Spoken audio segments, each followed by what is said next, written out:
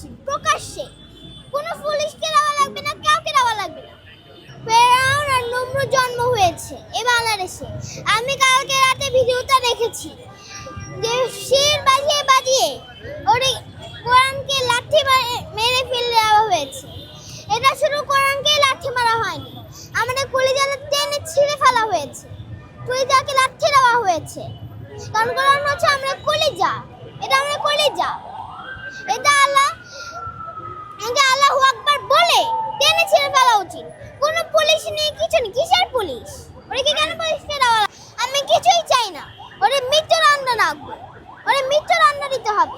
ও যেভাবে শেষ, ও কিভাবে যা সাহস করলো যে শেষ বাজিয়ে বাজিয়ে কোরআনকে লাঠি দেওয়া, ওকে সব প্রকাশ্যে শেষ সেভাবে আল্লাহু আকবার বলে টেনে ছিঁড়ে ফেলা উচিত।